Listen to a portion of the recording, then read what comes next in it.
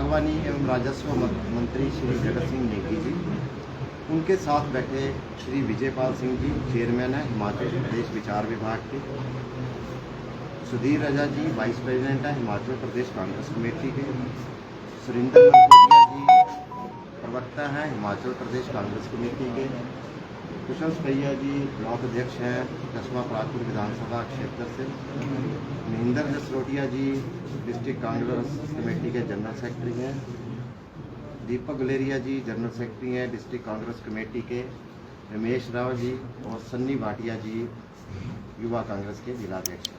आज की इस प्रेस वार्ता में आपका स्वागत करते हैं और आशा करते हैं कि जिस प्रकार का आपका सहयोग पहले भी हमारे साथ किया आपने, आगे भी प्रस्ताव जारी रहेगा। मैं श्री जगत सिंह नेगी जी से आग्रह करूंगा कि आज की प्रेस वार्ता को संबोधित करें। सभी पत्रकार साथियों का जो है स्वागत भी करता हूं। और आप जानते हैं कि आजकल चुनाव का प्रचार जो है पूरे अब अंतिम चरणों पर है और हमारा जो पार्लियामेंट्री कॉन्स्टिट्यूंसी है हमीरपुर, इसमें 2 उपचुनाव हुए हैं जिसमें देहरा भी है और हमारा हमीरपुर भी है। अब किन परिस्थितियों में ये चुनाव हो रहे हैं उसके बारे में अब हमें ये कहने पर मजबूर होना पड़ रहा है कि ये सारा का सारा जो है लोकतंत्र को कमज़ोर करने का एक जो षड्यंत्र भारतीय जनता पार्टी ने और उसमें नेता प्रतिपक्ष जो इस सारे षड्यंत्र के मुखिया रहे हैं हमारे पूर्व मुख्यमंत्री जयराम ठाकुर जी। और अब ये भी कहना पड़ रहा है कि बड़ी बेशर्मी से ये लोग कह रहे हैं कि सरकार को हम जो है गिराने वाले हैं, गिरने वाले हैं, जबकि लोकतंत्र में चुनाव के द्वारा ही सरकार को बनाया जाता है और चुनाव के द्वारा ही सरकार को जो है अगर बदलना हो या उसको गिराना हो, चुनाव प्रक्रिया के अलावा कोई और तरीका नहीं है। हाँ, एक तरीका और है जिसके लिए दबी ज़बान पे ये कहते हैं कि राष्ट्रपति शासन लगाने की बात होती रहती है।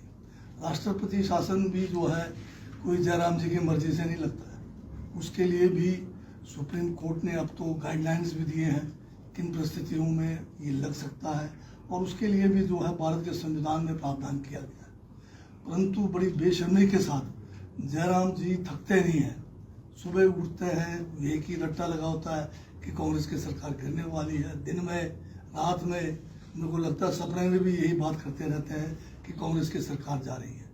अब लोकतंत्र में इनके पास क्या जादू की छड़ी है, क्या ऐसे जादू है कि जिससे ये जो है सरकार को गिरा देंगे? केवल मात्र भ्रष्टाचार के सिवाय और धन बल के सिवाय, और धन बल भी कौन सा, जो भ्रष्टाचार के द्वारा भारतीय जनता पार्टी ने जो इलेक्ट्रोल बॉन्ड के माध्यम से जो अर्जित किया हुआ है, उसी भ्रष्ट जो है पैसे को जो हिमाचल में जैसे 150 करोड़ के करीब लगाकर इन्होंने जो है विधायकों की खरीद फरोख्त की और उसी को दोबारा भी ये जो है रिपीट करना चाहते हैं, परंतु इसमें ये सफल नहीं हुए। हिमाचल की प्रबुद्ध जनता ने जो 6 उपचुनाव थे उसमें इनको मुंह की खानी पड़ी। आज के जो गणित है हिमाचल विधानसभा का 68 में से अभी जो है कांग्रेस के जो 38 विधायक हैं, भाजपा का कुल 27 हैं और 3 पे उपचुनाव होगा। अगर मान लो 3 में ये जीत भी जाते हैं तो भी कहाँ इनके पास गणित है सरकार बनाने का। तो केवल मात्र जो है जिस बेशर्मी से जिस अनैतिक कार्य को ये करते जा रहे हैं उसका ढिंडोरा ये पीट रहे हैं, जो लोकतंत्र के लिए घातक है, जो संविधान को कमजोर करने की बात हो रही है। इस पे हमें पूर्ण विराम लगाना पड़ेगा। जहाँ तक इन 2 उपचुनाव की बात है, इस पार्लियामेंट्री कॉन्स्टिट्यूंसी में जो हमारे हमीरपुर में है, जयराम जी आजकल जो है अपना डेरा यहाँ डाले हुए हैं, परंतु जिस तरह से इन्होंने इस पार्लियामेंट्री कॉन्स्टिट्यूंसी को हर तरह से पीछे करने की कोशिश की, यहाँ के स्थापित नेतृत्व को समाप्त करने के लिए इन्होंने षड्यंत्र रचा और यहाँ के विकास में जो इन्होंने एक किस्म से जो है रोड़ा अटकाया, वो किसी से छुपी नहीं है। इसका उदाहरण ये है कि जिस समय ये जो अभी नॉमिनेशन हो रहा था हमीरपुर उपचुनाव के लिए, जब ये भाषण देने स्टेज पर आए तो लोग उठ के जाने शुरू हो गए, कुर्सियाँ खाली हो गई।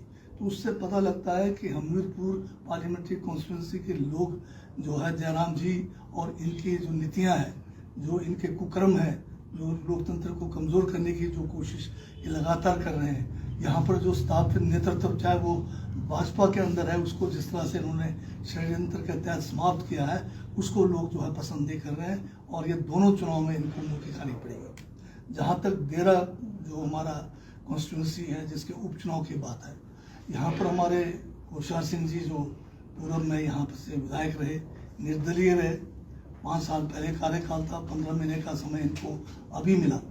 होशियार सिंह जी ने जो है बड़ी होशियारी की है, परंतु ये होशियारी अगर यहाँ के विकास के लिए किया होता, यहाँ की जनता के काम के लिए किया होता, तब तो हम इनको मानते वाकई होशियार हैं। परंतु जो होशियारी इन्होंने दिखाई केवल अपने निजी स्वार्थ के लिए इन्होंने होशियारी की और इन्होंने जो है यहाँ की जनता का जो विश्वास था उस विश्वास के साथ इन्होंने विश्वासघात किया। यहाँ के लोगों के ऊपर जो है कलंक लग गया कि ये दल बदलू बने, और दल बदलू किस तरह से बने, किस तरह से धन बल का इनको जो है लालच के द्वारा ये जो है भाजपा में गए, ये कहानी किसी से छुपी नहीं है।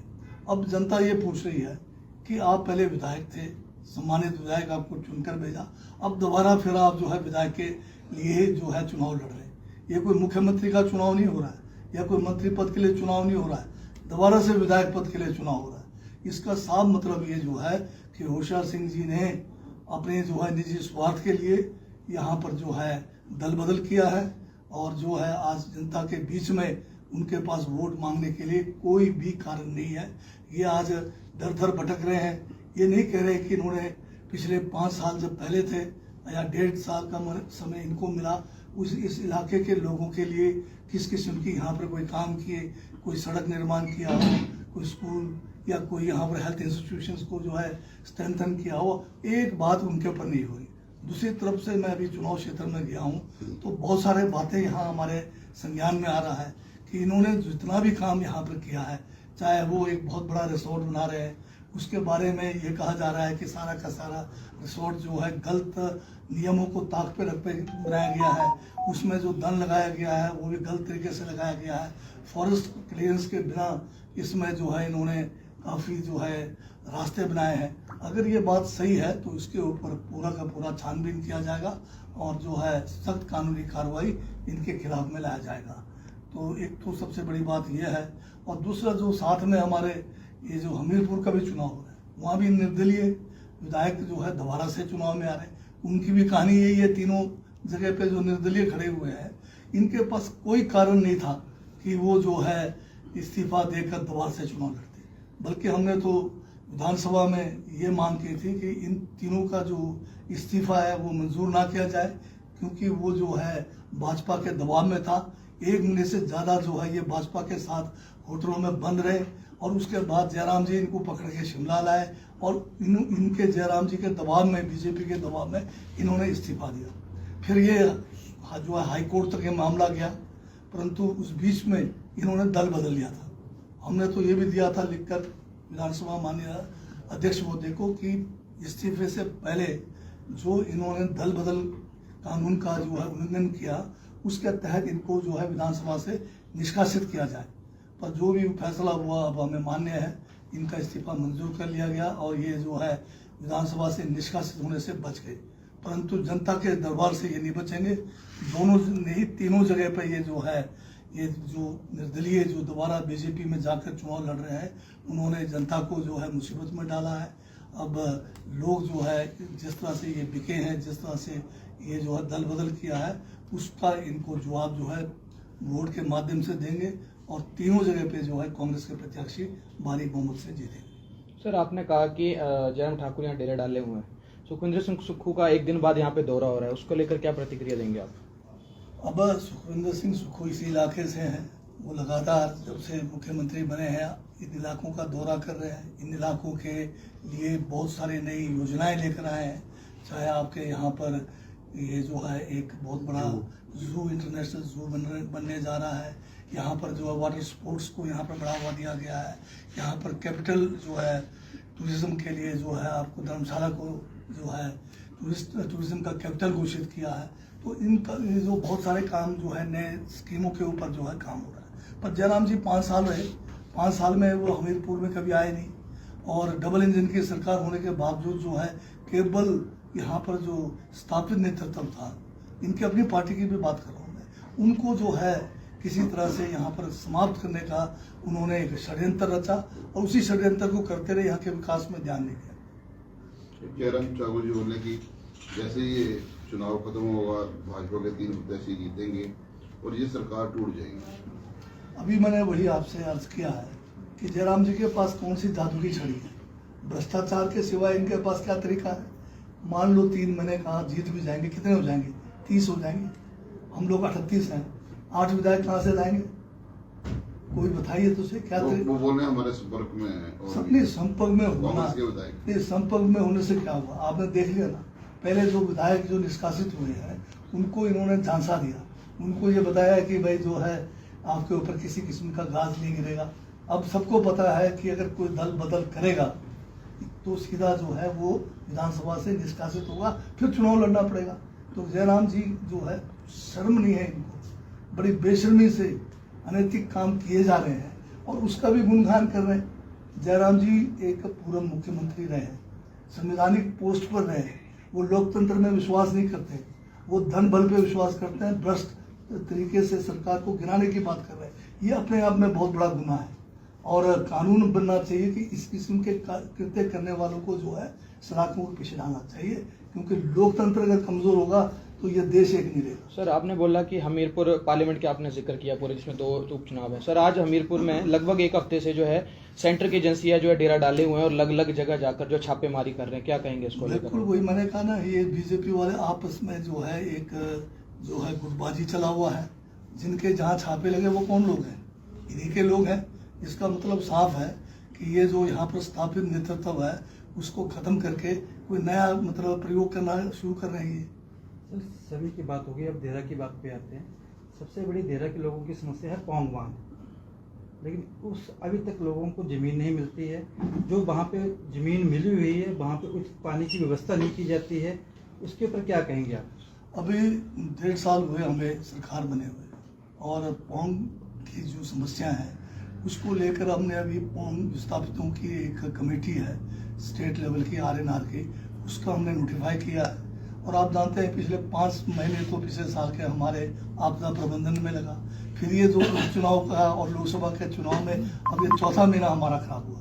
9 महीने हमारे 1.5 साल में से तो इसी में चले गए। पर इस बीच में हमने जो है राजस्थान सरकार से भी इस मुद्दे को उठाया है, अधिकारी स्तर पर बैठकें हुई है। अब हम जो है इसकी मीटिंग करके हम जो है मंत्री लेवल की मीटिंग जो है जो राजस्थान सरकार से करेंगे और जो भी हमारे विस्थापितों की जो समस्याएं अभी तक जिनका जो है समाधान नहीं हुआ है उसको पूरा जो है कोशिश करेंगे। सर 22 तारीख को इस मामले की सुनवाई है सुप्रीम कोर्ट में। राजस्थान सरकार इसमें अपना जवाब दे चुकी है, हिमाचल सरकार ने अभी अपना जवाब नहीं दिया है। क्या उम्मीद की जा सकती है सर, क्या विस्थापितों के हक में रहेगा जवाब? नहीं, जवाब तो हमेशा जो है हम तो विस्थापितों के साथ है। जो भी नियम बने हैं उनकी हमने समीक्षा भी की है और जो लैंड अलॉटमेंट है उसमें भी कई चीज़ों में बहुत त्रुटियाँ भी रही है।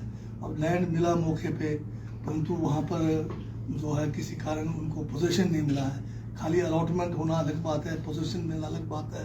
फिर कुछ इसमें सामाजिक जो है वहाँ के लोगों का एक किस्म से इसके विरोध में भी है, तो बहुत सारी बातें ध्यान में रखने के लिए है। सर करुणा मूलक जॉब्स कब बहाल होंगी? इसके लिए बहुत पॉलिसी बनाने की अभी जो है चर्चा चली हुई है सरकार के अंदर, क्योंकि ये बहुत कम संख्या नहीं है। ये कोई अब तो मेरे ख्याल 6000 से ऊपर जो है केसेस पहुंच गए हैं, तो अलग अलग कैटेगरीज के हैं, तो इसके ऊपर विचार विमर्श किया जा रहा है कि कैसे इसका समाधान किया जाए। ठीक है, थैंक यू।